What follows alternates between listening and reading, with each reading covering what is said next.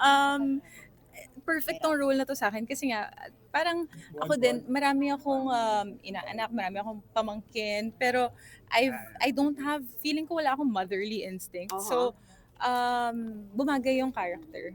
Yeah. I So, like kids. I love kids. Don't get me wrong. But I've never experienced like, taking care of a child talaga na yung nakatira sa bahay ko. Ganyan. even pamangkins, never ka lumaki with any... Hindi wala talaga. So, ako kasing bunso eh. So, parang, I thought baka hindi.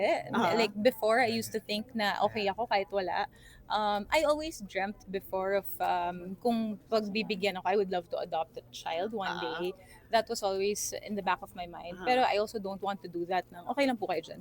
Ayoko din gawin yun ng ganito ako ka-busy. Kasi, syempre, a child deserves Correct. your attention and your love and your care. So, ayoko siyang gawin na ganito pa yung ang dami ko pang ginagawang trabaho. And mahal na mahal ko pa yung ginagawa ko right now. So, baka not. I think may ilang projects. May nakatrabaho din akong mga bata sa yung libro sa napanood ko sa Korea na ang babait, ang cute, ang tatalino, tapos nakikita ko noon na kahit ang liliit nila, ang galing nila magtrabaho, mga Korean kids. So sabi ko, parang nakakatuwa din naman. I think doon nag-start. Like doon ko siya unang naisip. Kailan yun? Mga 2, 3. And when you guys ask me stuff, I try to be as open as possible. Kasi I'm an open book, I don't really like hide skeletons in my closet. There's nothing for me to hide also. So, Bella, isa rin sa, na-mention mo na rin, yung mga pinagdaanan mo ito, isa rin yung mainit. It's up to you kung gusto mo sagutin.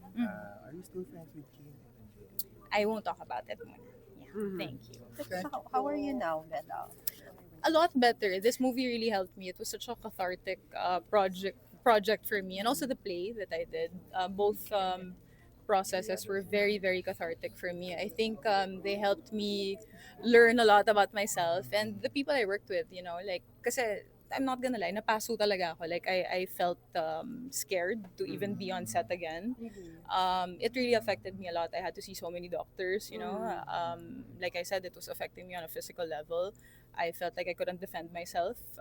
Every time something would die down, another thing would pop up, and I was like, where's this coming from na?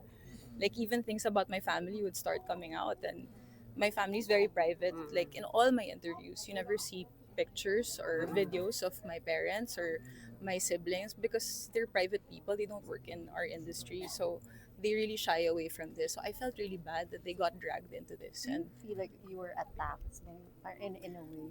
I'm not gonna lie. Yes, I do. I do. But wala. I can't do anything about it. Yeah, I can't do anything.